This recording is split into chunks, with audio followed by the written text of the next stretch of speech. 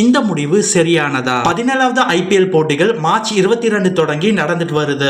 இதுல 36வது போட்டி கேகேஆருக்கும் ஆர்சிபிக்கும் இடையே நடந்துச்சு. அதுல முதல்ல விளையாடிய கேகேஆர் 222க்கு 6 விக்கெட் இழந்துச்சு. அந்த இலக்கை நோக்கி விளையாட ஆரம்பிச்ச ஆர்சிபி சரியா ஹர்ஷத் ராணா வீசிய 2வது ஓவர்ல விராட் கோலி காத்தன் போல்ட் ஆனார். உடனே விராட் கோலி பால் இடுப்புக்கு மேல வந்துச்சுன்னு நோ பால் ரிவ்யூ கேட்டார். தேர்ட் அம்பையர் தொழில்நுட்ப உதவியுடன் செக் பண்றப்போ விராட் கோலி அந்த பாலை அட்டன் பண்றப்போ கிரீஸை விட்டு சில அடி தூரம் வெளியே வந்திருப்பார். கிரிக்கெட் விதி என்ன சொல்லுதுன்னா அந்த பால் கிரீஸை அடையறப்போ இடுப்புக்கு மேல இருந்துச்சுன்னா மட்டுமே அது நோ பாலாக கருதப்படும். தேர்ட் அம்பையர் தொழில்நுட்ப உதவியால அந்த பால் வந்த ஆங்கிளை பாக்குறப்போ அவர் நிக்கிறப்போ உண்மையான இடுப்பு உயரத்தை விட சில இன்ச் குறைவான உயரத்துல தான் அந்த பந்து கிரீஸை அடைஞ்சிருக்கு. அதனாலதான் தேர்ட் அம்பையர் அவுட் கொடுத்தார். இதுதான் சமூக வலைதளத்துல மிகப்பெரிய பேச்சு பொருளா போயிட்டு இருக்கு. இந்த மேட்ச்ல கேகேஆர் 1 ரன் வித்தியாசத்துல ஜெயிச்சிருக்காங்க. இத பத்தி உங்க கருத்துக்கள் என்னன்னு கீழே கமெண்ட் பண்ணுங்க. பிடிச்சிருந்தா சப்ஸ்கிரைப் பண்ணுங்க.